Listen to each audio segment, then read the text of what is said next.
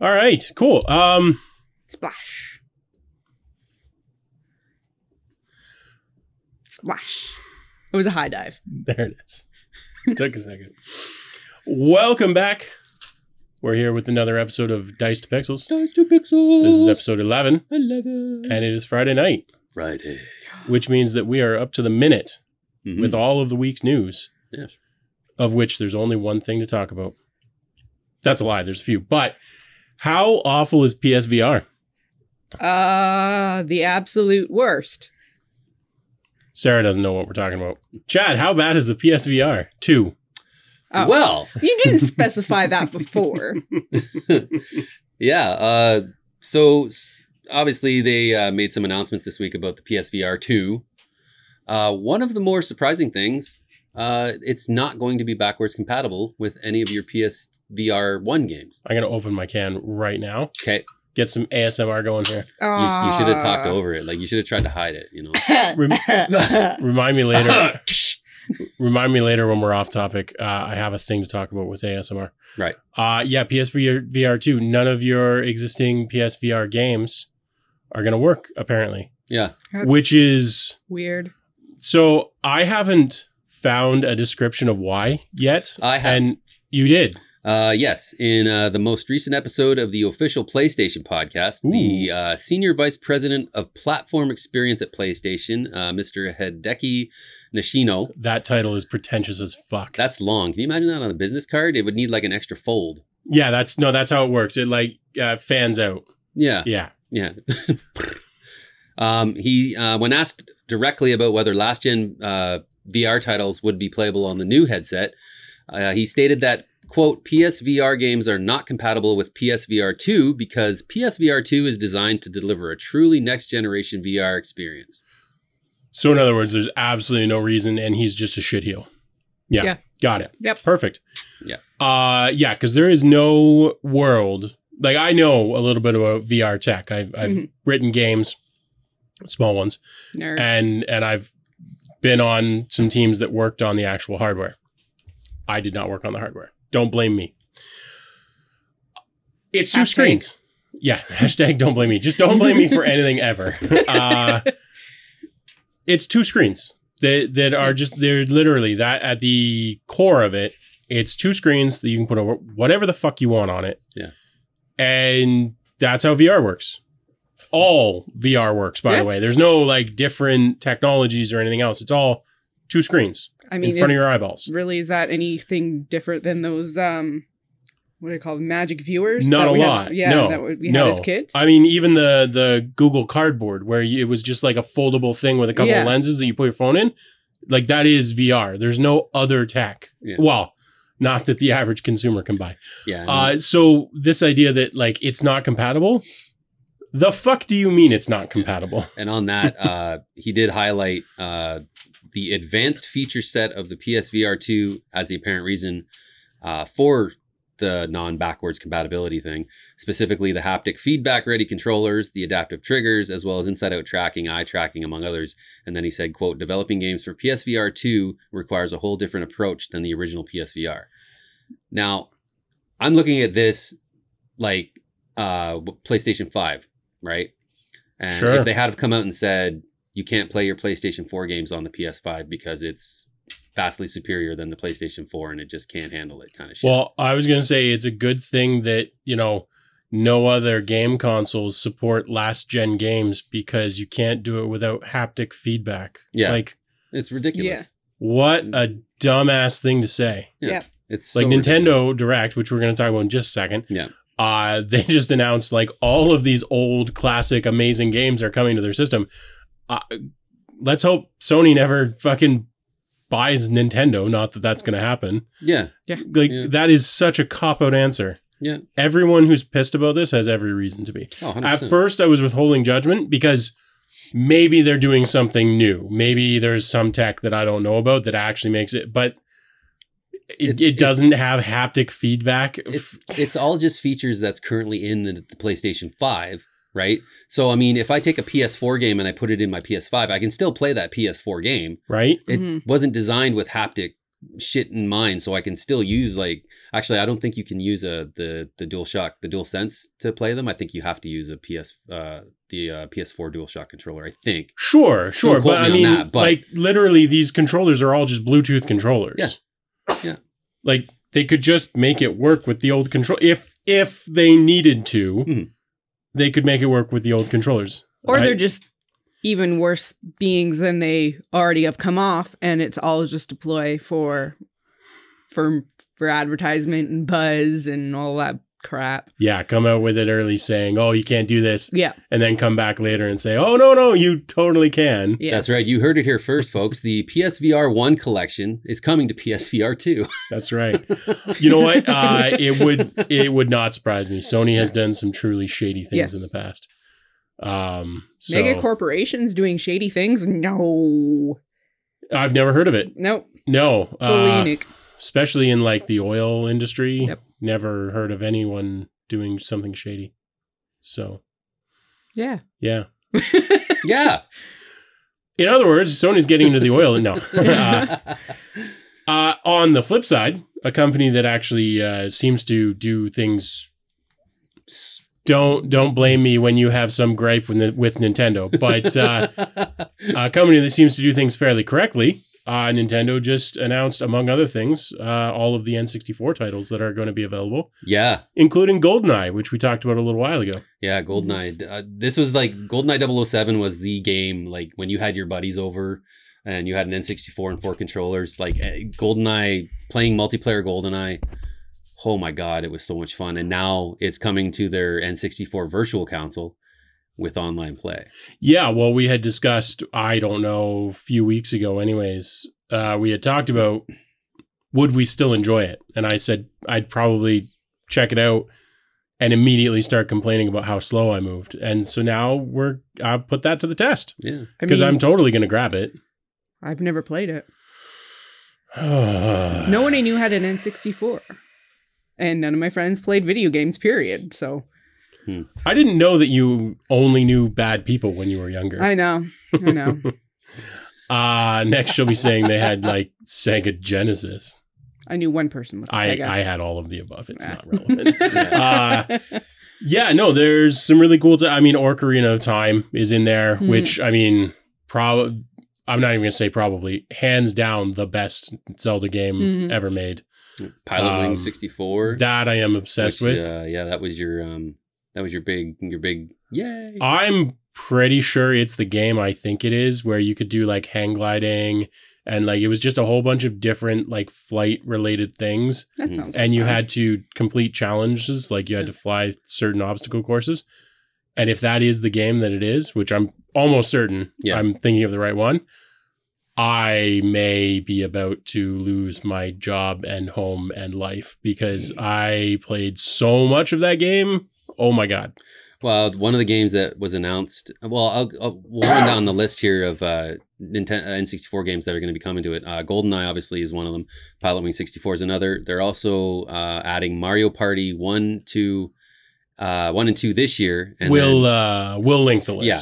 And then next year's Party 3. But one game in here, I remember when this came out for N64, 1080 snowboarding. Yeah. And I remember when this came out and they had, because there was something about snowboarding games and skateboarding games back in the day, like Tony Hawk's Pro Skater. Tony Hawk started it, you know. But 1080 snowboarding was really, really fun. And I remember I tried it out at a kiosk at the EB Games that was in Stone Road Mall here in town. And I actually did a 1080, and it requires a lot of it's tricky. Yeah, a lot of little button controller flips, whatever. But when I nailed that, I instantly bought the freaking game. Yeah. Just because it was such a good experience. Like 1080 snowboarding was such a fun experience. So that'll be cool to play that one again for sure. Yeah, I feel like it was one of the very first games that came out for N64 because I played a lot of it, and it's not the sort of game I normally would have played. I'm trying to think if it came out before or after the RAM pack, when they came out with that 4 meg RAM pack. Oh, good call. It might have been one of the first ones after that. No, I think it was before, because I remember Turok 2 was the one that Turok 2 came with the RAM pack. Yeah. You bought that as a bundle. We're not old, honest. Like 4 megs of RAM added to your system back then was a big deal. Right. So it was first launched in Japan on June 23rd, 96, with Super Mario 64, Pilot Wings 64, and Sakuyo Probably something that never came Shoji. to. Yeah. Yes. In North America, Super Mario and Pilot Wings came. That was the least confident pronunciation of anything ever. Yeah, Pilot Wings was definitely something I lost a lot of time on. It was a great game. I'm going to play the crap out of it. The only thing I'm not sure about, I actually don't own any of the Pro controllers or anything else for the Switch. I have a Pro controller. Oh, I know. And I could get one. I'm just, some of those games, and they probably figured this out before releasing them, but some of those games kind of need the N64 controller. You can get one. Oh, you can just buy one that hooks up to your Switch? I think it's wireless, but yeah. Well, obviously, it's basically the N64 controller. They did the same thing with NES and Super NES, and I think you can get Genesis controllers as well. Why would I have even thought otherwise? Of course, they would grab more of my money through a controller. No, that's cool. At least they're not charging you a yearly fee to actually use it. Yeah, you're pretty salty about the yearly fee. That bugs me. It bugs me a little bit. It doesn't bug me that much, though, because it's at least a decent library of games. Mm-hmm. So for an individual membership, I think I checked it out, and I think it said it was $64 a year, which is probably US, by the way. So like 400 Canadian. Mm-hmm. But it comes with a lot of games because that's the entire Switch Online, and then also all of the new N64 stuff. So that's pretty good. That's not the worst value I've ever seen for World of Warcraft subscriptions. So, I mean, we could get into the PlayStation tiers that they've just announced as well. Oh, I didn't even see those. I'm actually curious. Well, it's actually the normal PS Plus is, I think it went up $10, but then they have Extra and Premium. Extra gives you access to like an entire game catalog that they have. Oh, like a back catalog? No, it's their PlayStation 4-5 titles. I mean, it's not something that you have to download the week of or the month of. It's like always available. They're always available as long as you have your PS Plus membership. Xbox Game Pass. No. Oh. Well, yes and no. I mean, not nearly as good, I suspect, is what you're getting. Yeah. And then they have a premium version, which gives you access. The only thing that the premium gives you access to is like old games, like old PS1, PS2 games. That's so weird that they did it that way. Yeah. I'll have to check it out. Yeah, it sounds pretty money grabbing Sony. Mm-hmm. So actually, we were just talking during dinner. I think I might be buying an Xbox Series X. Yes. Yeah, whatever the Xerox 4C-F2. Like, just fucking call it the Xbox. I don't know. Yeah. Because I still haven't gotten a PS5. Mm-hmm. Because Sony refuses to make enough. And so I think I'm going to buy an Xbox. And Xbox, the Series X seems to be more accessible than the PlayStation 5s are. Well, in the Game Pass. I mean, the Game Pass honestly is what sells me on it because I do have the Windows PC right here to play with. And the fact that the Game Pass does double duty. I mean, it's kind of like the Amazon Prime membership. Mm-hmm. They just keep adding more shit to the point where it's like, you get so much value for a Prime membership that I don't know many people that don't have a Prime membership. Yeah. At least one in the house. Yeah. Like, it's so much value for such a small yearly fee. Exactly. I kind of think Game Pass has sort of turned into the same thing. Yeah. To me, like, if based solely on game availability, I would totally go with Xbox over PlayStation at this point, just because of Game Pass. Yeah. And with that said, in order to get access to both the Windows and the Xbox Game Pass, you have to have the Xbox Game Pass Ultimate. Totally. Package. But even that, what's that a year? That is... I think it's like $200 a year, not even? I don't think it's $200 a year. No, I'm saying, I think it's less than. Yeah. I think it's I think when I looked, it was in the neighborhood of like $15 a month or something, which is like nothing. Yeah. To get Windows and Xbox games. Like, that's, again, compared to certain subscriptions, wow. It's good value for money. So I don't mind paying for WoW because whatever. WoW is an amazing game that they've done a lot of work on and everything else. But I am still dumbfounded by the number of subscribers that Blizzard maintains for World of Warcraft. The fact that they have convinced that many people to pay, what is it, $16 Canadian at least a month, I think it is. Yeah, I think it's closer to almost 20 now. It might be, yeah. I think maybe it's 16 if you buy multiple months at a time or something. And I'm sure it's like 25 cents US. So the fact that they've managed to keep that many people subscribed that long, kudos. Yeah. Like, holy shit, good job. $180 a year. Yeah, okay. So just under 200. Ultimate? Yeah. Wow. It's $15 per month. I mean, that's about what I thought. Literally, if you play through one in a little bit, games. Yeah. Like brand new games, you're getting your money's worth. Yeah, and if either Danielle or I play through 2 games, because I mean, same machine. So, and the great thing about the Game Pass is like a lot of day one releases are being released on Game Pass. I saw that. So, they're adding more and more like serious titles. Yeah, so I mean, if there's a game coming out that you're like, yeah, that looks good, and you're kind of on the fence about it, if you have Game Pass and it comes out day one, you can give it a try then. And if it doesn't tickle your fancy, it's just okay. You've just saved yourself like $50 to $70. Yeah. Right? So, well, especially like with PlayStation, there's been instances where the hype around a game has been great, and Chad and I have gotten it on PlayStation, and then we've played an hour or so of it, and it's just absolute like, why did we spend $90 on this? And you can't return it. Kingdom Come was the last game that I bought that I immediately regretted. Yeah. One of my buddies, Topher, if you're watching this, bad recommendation. I played through, first of all, buggy as shit, at least for the PlayStation. He may have been playing PC. I don't know if it's, anyways. I think it's better on PC. Buggy as hell. Couldn't get through even the first few missions without running into significant issues. And also just not that good a game. Very slow paced. It's like it was meant to be fast paced, but they managed to make it slow paced. Oh, that's weird. Yeah, like not like it's almost like they were trying to replicate Skyrim, but the combat is meant to be like super snappy, which doesn't really work because like Skyrim, you kind of run into the fray and it's all moves pretty slow. Even with a decent number of enemies, it all moves pretty slow. Kingdom Come is like, you run into the fray and like 3 seconds later you're dead, which doesn't really go well with a slow-paced rest of the game. No. So yeah, I know did not enjoy it. I know they were saying when it was, because I read a lot of articles about it before it was released, and I know they were going for like a more realistic kind of combat. And I think it is. Yeah, to be fair, which would explain why it's harder. Yeah, I mean, like I don't think I'd survive that long if people were shooting me with crossbows and stuff. So I mean, I think it's probably more realistic. I took an arrow in the knee. And in fairness, it may be a great game on PC, but I got the PS4 version, and honestly, pretty freaking garbage. Yeah. So, yeah, bugs kill a game. Cyberpunk 2077. Yep. Yeah. Which, incidentally, I read that is currently the most played single player game on Steam.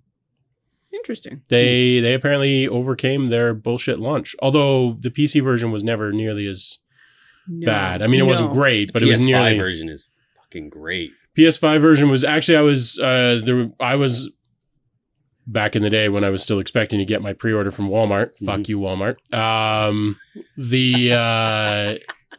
was going to buy it in preparation because, of course, if you buy it for PS4, you get it for PS5. Yep. And then they pulled it from the store because they're like, well, it doesn't work well on the PS4. It's like, I wasn't buying it for the PS4. Yeah. Fuck you. I wanted it for. So anyways. Yeah. But PC, yeah, I guess it was never as bad. So. Yeah, the PS5 version, I bought it when it was released, and then they immediately discounted it. Yeah. So I think I got it for like $20. Yeah, you got it super cheap. It's super cheap, but when I loaded it up and I started running it, I was like blown away. Like the PS5 version is really great. Yeah. It runs smooth. There's no like shitty jittery slow down or pop in textures or anything. It runs how it was meant to fucking run. I keep meaning to play it at some point because I've got a fairly good gaming PC, and there's no reason I can't play it. And everyone says it's, at least in theory, a great game. Mm-hmm. I don't think I'd enjoy it, though, is the problem. I feel like it doesn't seem, granted, I haven't looked super deeply into it because I'm not super interested in it, but it just feels like another open world game. Yeah, that was my problem. And as I said last week, like I don't I don't play games for the story. Generally speaking, especially open world games. And to me, it's just GTA 5, but with spinners, like spinning rims. And I'm not, I don't know. It's just, I'm not into it. I was talking to a friend of mine at work, and he's been playing 2077 like a lot, and he's loving it.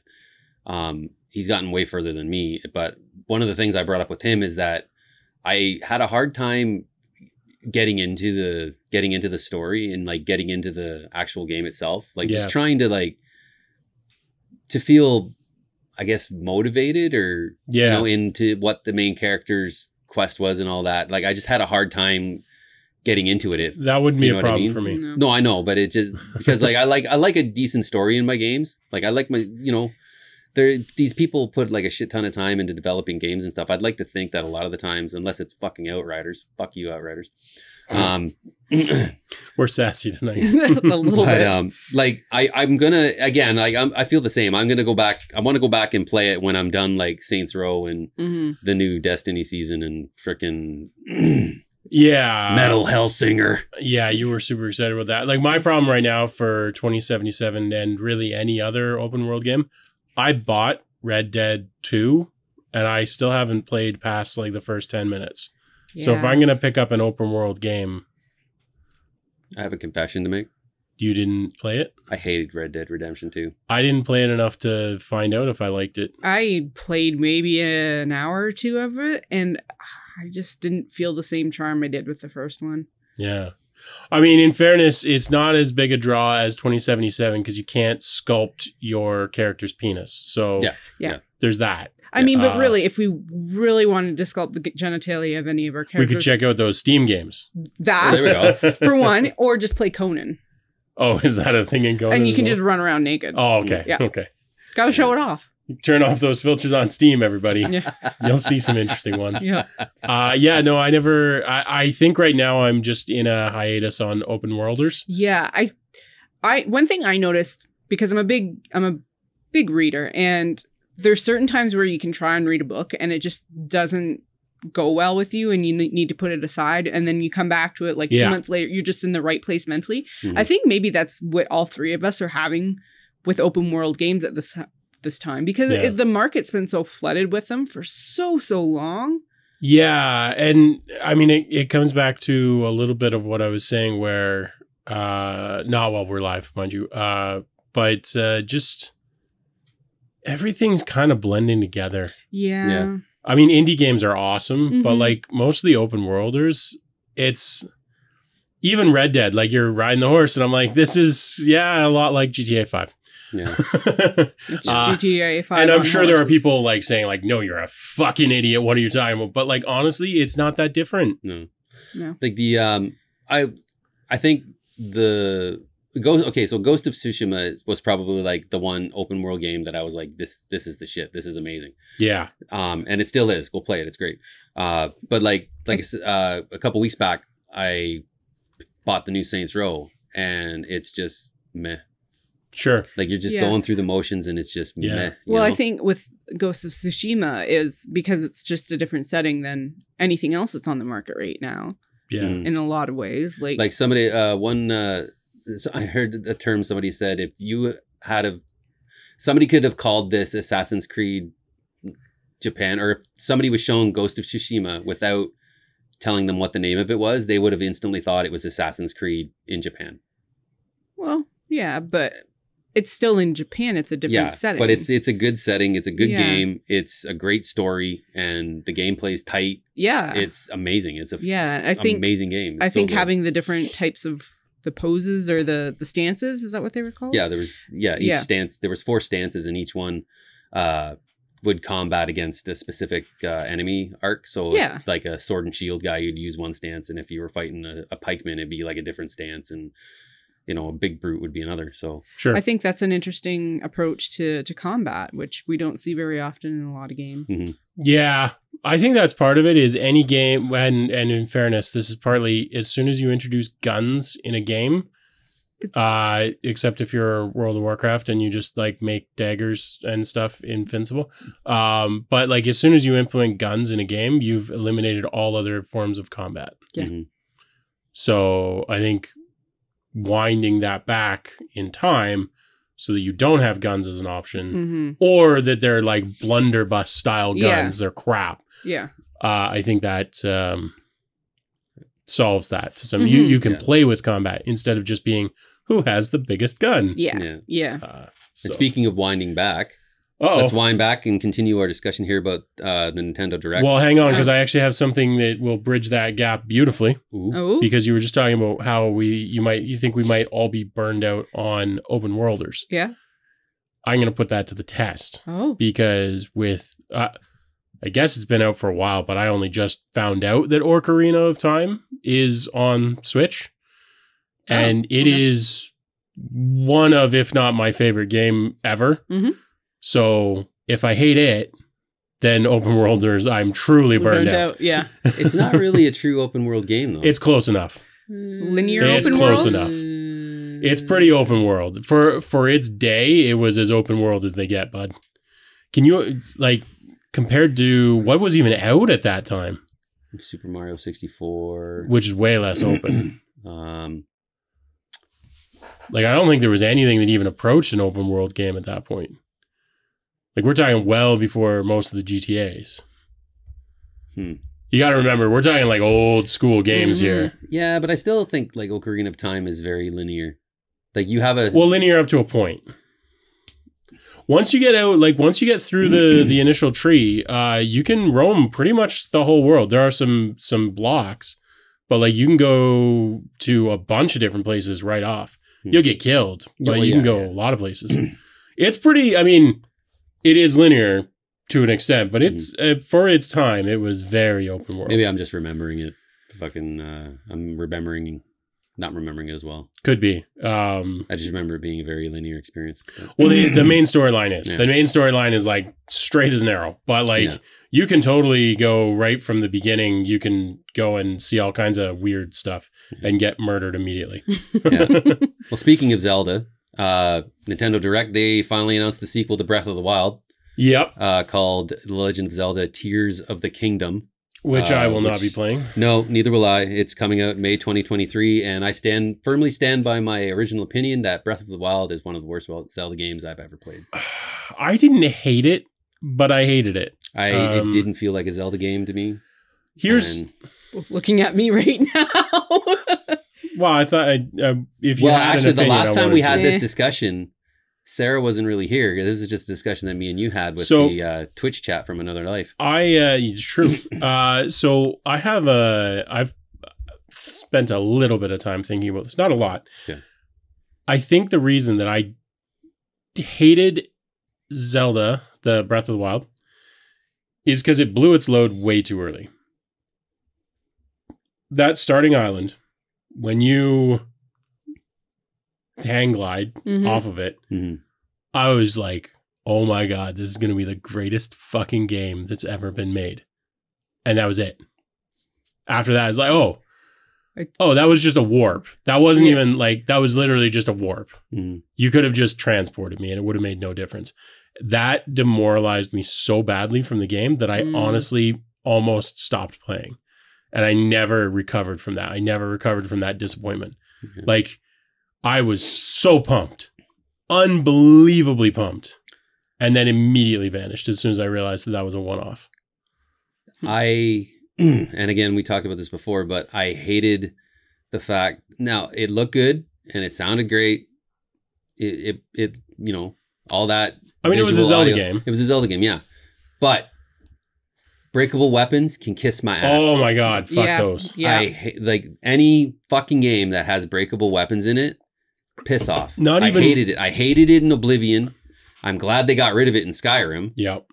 But like, just the fact that the weapons you had broke so quickly. That's the problem. Like, breakable weapons, like World of Warcraft does breakable weapons. Yeah.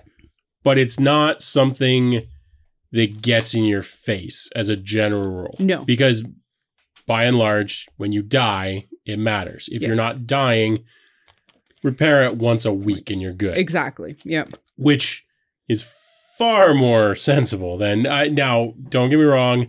If we're talking about realistic combat, yes, you're going to have to like resharpen your blades and stuff after 2 seconds of combat and everything else. But it's a game. Yeah. Like it's a Zelda game. Zelda, those weapons broke so GD fast. Yep. Unreal. I hated that mechanic. Yeah. But I would have forgiven it if there were cool, like... If it was a fucking Zelda game. Yeah, like, wow. So, and again, this is my other beef with it, is you only had 4 dungeons, like big dungeons that you went to, and they weren't really even dungeons. They were like, there was no clever puzzle solving, or there was, you know what I mean? Like they were so fucking bare bones. And then all of those little temples that you went to increase your life or to increase your magic. Like I don't think I hated that at all. I actually liked the fact that in Breath of the Wild, if you wanted to, you could go straight from the starter island and fight the end guy. Mm-hmm. No. And like, I'm not like, whatever. Like it was a game where you could play it how you wanted, right? Yeah. I'm just saying that Zelda games, for me anyway, the biggest part of a Zelda game is going through a kick-ass dungeon that has clever puzzles, memorable like boss fights or mini boss fights encounters, an item that you get in it. Like I remember in but it had most of those. You just didn't like them because they were too short, or they didn't feel like they were fleshed out because of the open world. I think a lot of they definitely split up the puzzle solving. Oh yeah, to make it more optional, because a lot of people wanted it to be more optional. Yeah, and I hated that too. That the freaking puzzle song. That was annoying with the stuff. I hated that too. Yeah, that's very polarizing because some people just don't mind it. I don't think anyone likes it. I think there's people that don't mind it and people that hate it, which is not a good place to be for your puzzle solving. I didn't mind that at all about Breath of the Wild, because I thought the mechanized creatures was a really cool element. I thought they were neat. The fact that they moved around was cool. Like the temples moved. And the fact that they were optional, I liked.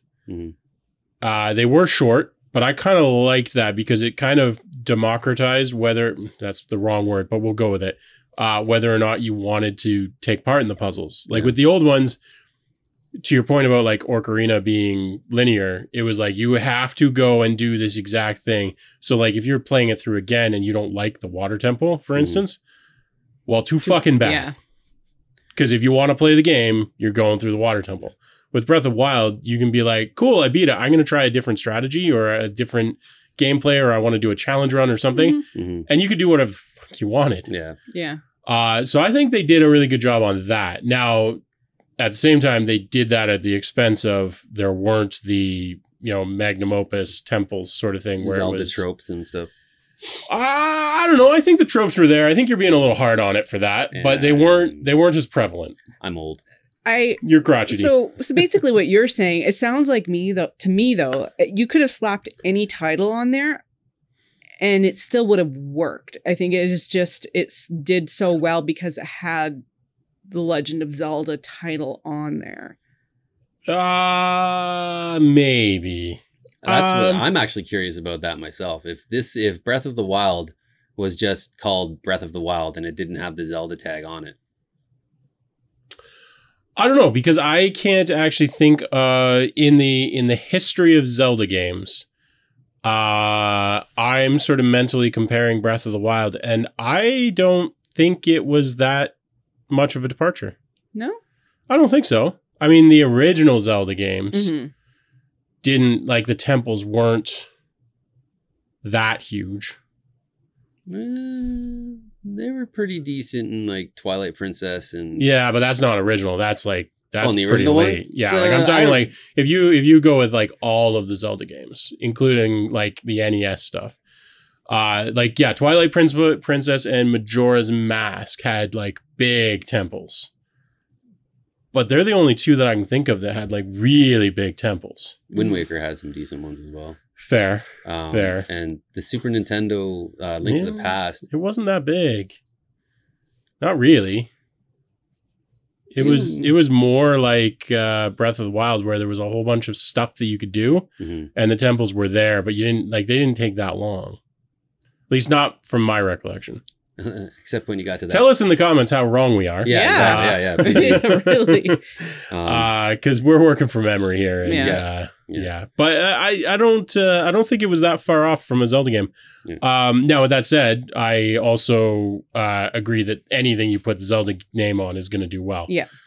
They could literally release lawn care simulator with Zelda pushing the lawnmower and people would buy it. I mean, you hack down bushes and Nintendo. If you build that, I want to cut. That is in Breath of the Wild. That's true. You're absolutely right. Yes, that is in Breath of the Wild, because I do know I spent like half an hour cutting a lawn once because You are absolutely right. It is. Yeah. So, did anybody ever play Pikmin?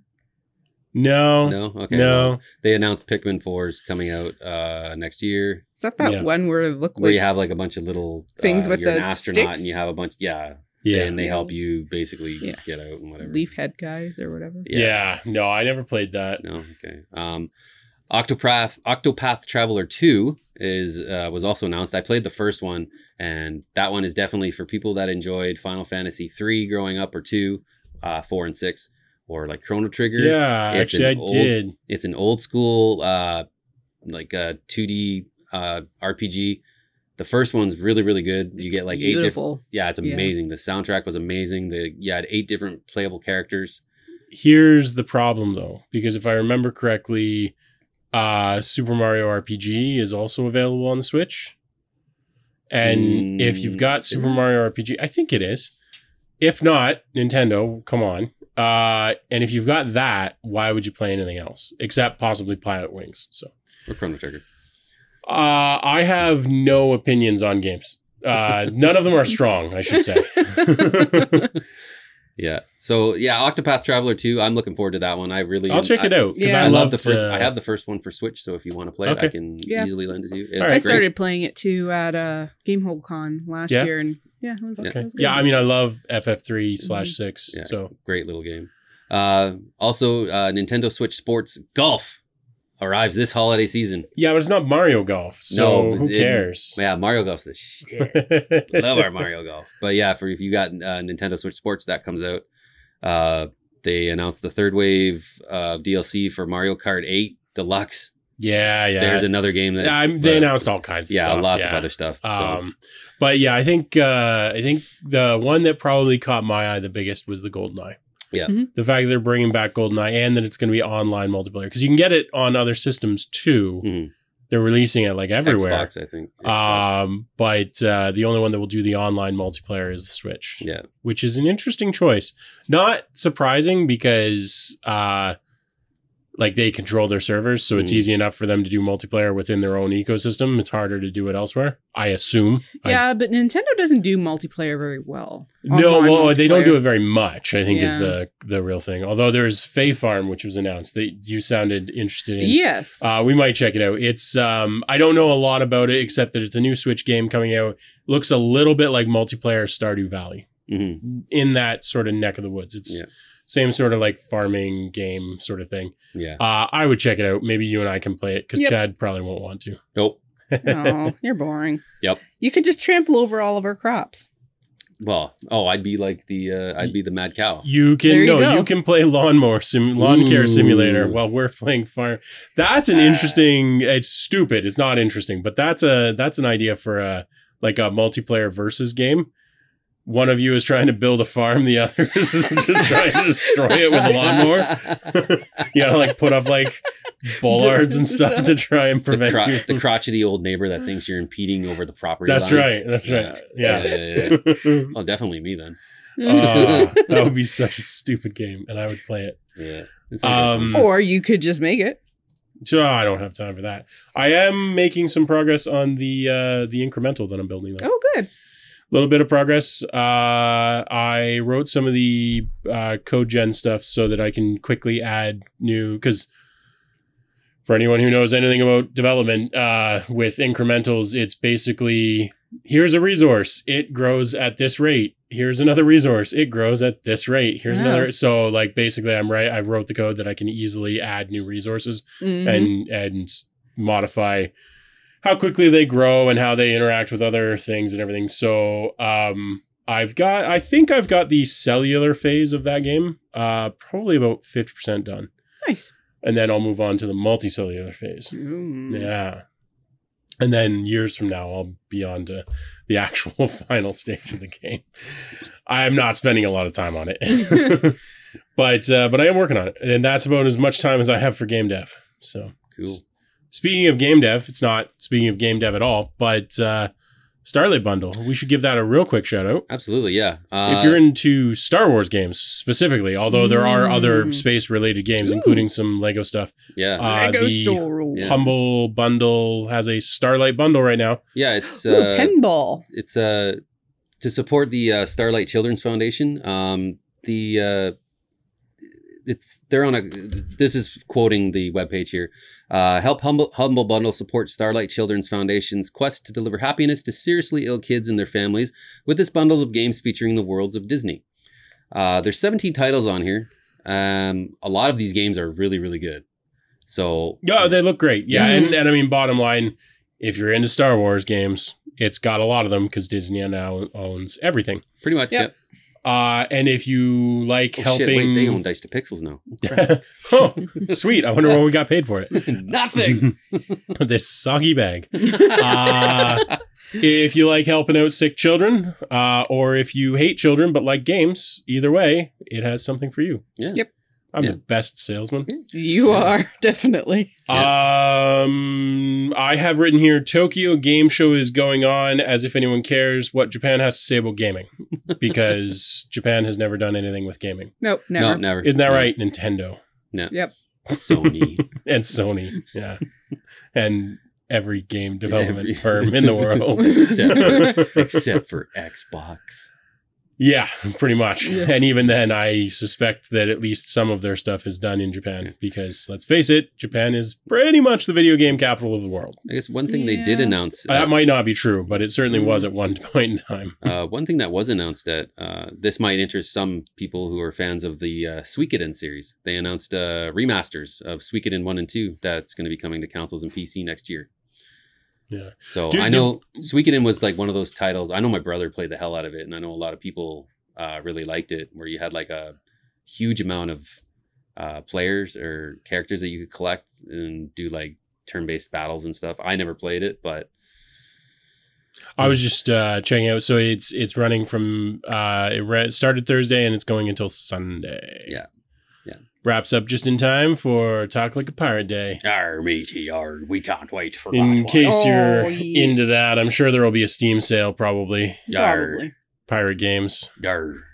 I won't buy any of them. Do I like any pirate games? I don't think so. Arr, we can get Sea of Thieves, yarr. Sarah, you're the master of what games I like. Apparently. I have Pirate Flux. That's about the only pirate game I have, I think. Although, Skies I think I have... of Arcadia. I remember that's a pirate game. I played that one. Yeah, I don't have that. Sea of Thieves is, I think I have Sunless Sea, which is pirate-ish. Assassin's Creed 4, Black Flag. Sure, yeah.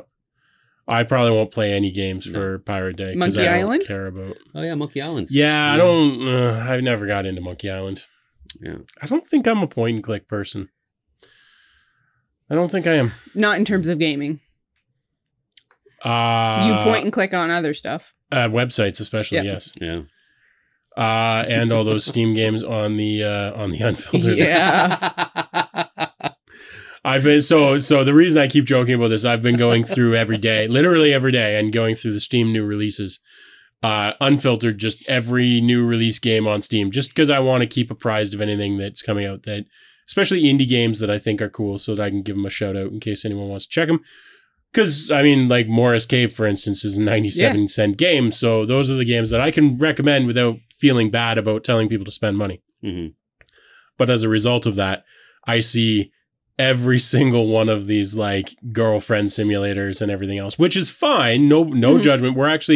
we were talking about doing a review of one of those games because none of us have tried them. No. We have no idea what they are. But the sheer volume of them is shocking. And the thing that shocks me the most is I always remembered Nintendo being such a family-friendly platform. And when you go on their search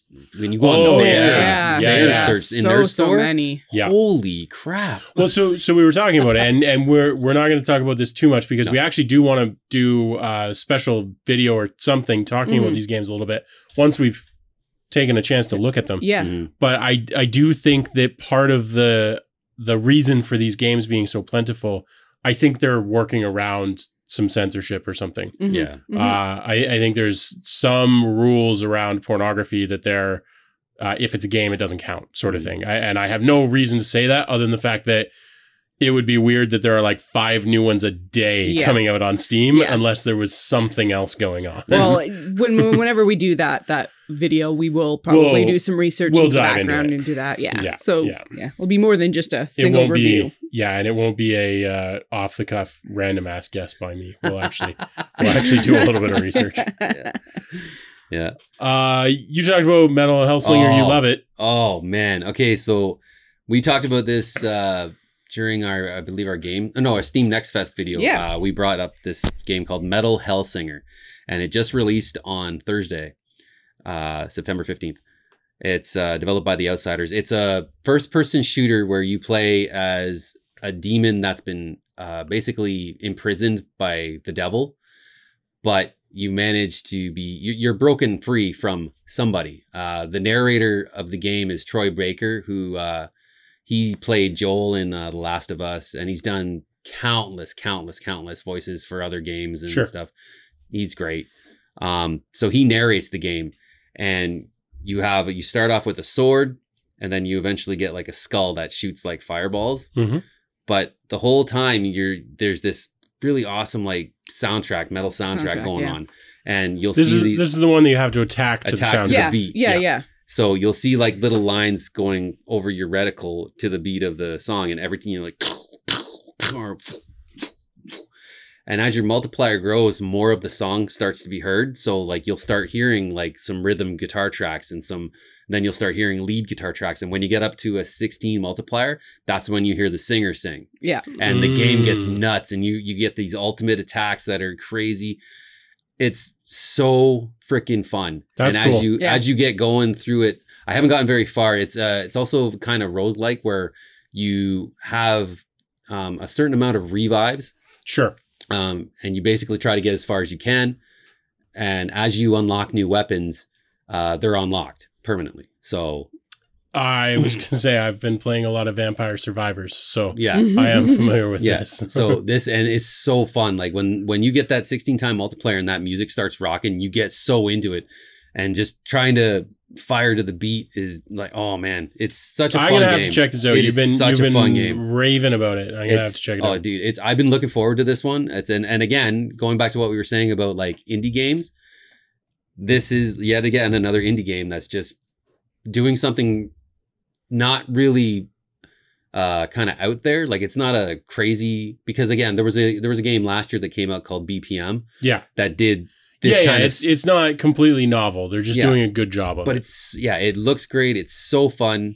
Metal Hellsinger, get it on your platform of choice right now. It's freaking amazing. Well, you heard him. Yeah. If you don't get it, here's the deal.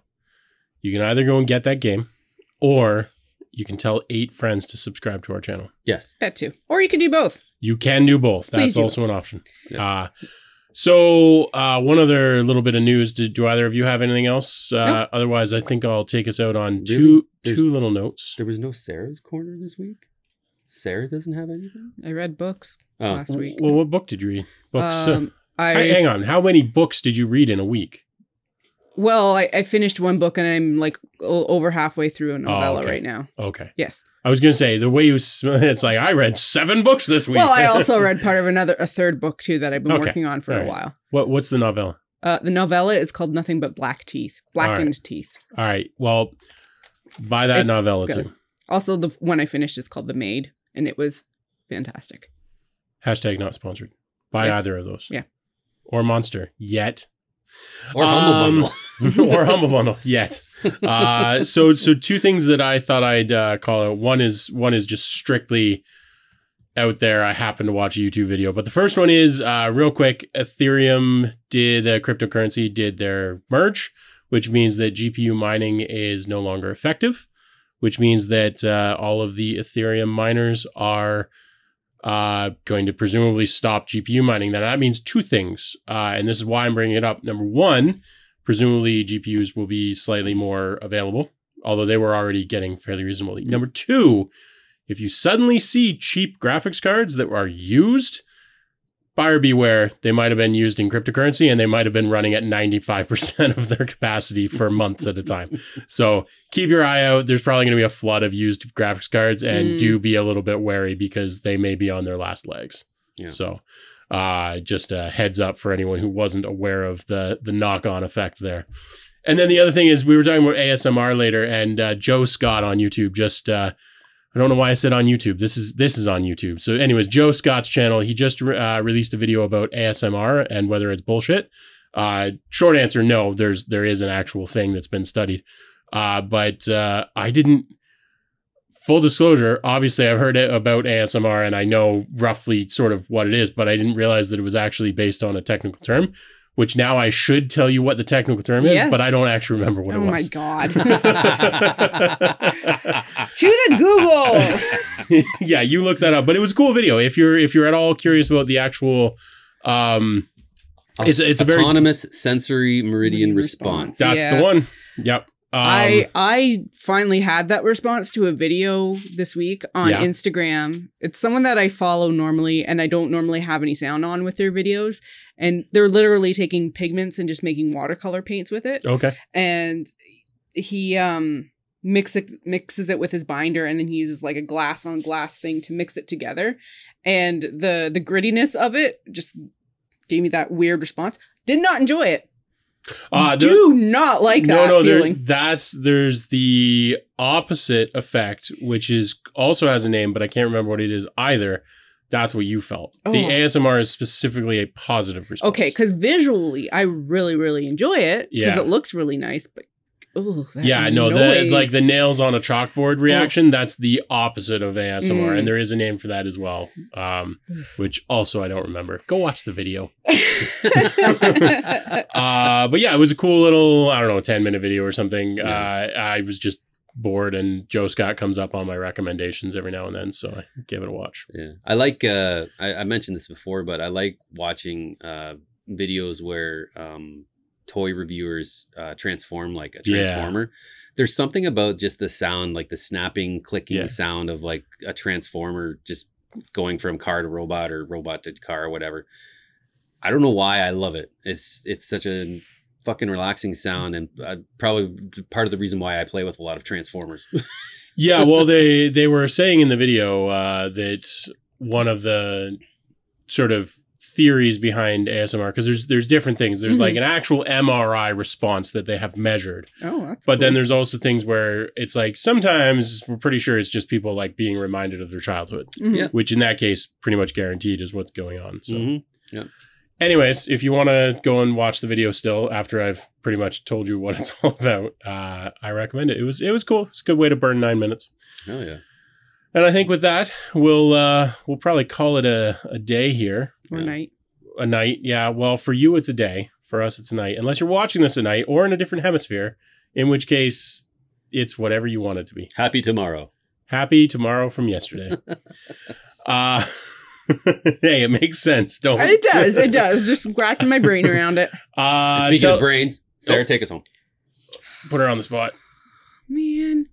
All right, I'll do it. Thanks for watching. Like, subscribe, all those things. Actually, one more real quick thing. Tell 3 friends, but that's not the quick thing. This is the first week. I'm sure if you've got to here, you've already noticed it. I am going to also split this out and put a couple of clips on the channel. If you have watched this video, don't bother watching those because they are just small snippets of this video. Yep. And that those are things you can share with your friends, though. Yes. If we are talking about something specific that you find interesting or your friends would find interesting, they are much more shareable and short videos. So we're going to try and do a little bit more of that moving forward. Like Metal Hellsinger. Sure. Maybe. Chad's obsessed. Tell 3 friends we love you so much. We'll see you on the next one. Bye. Bye.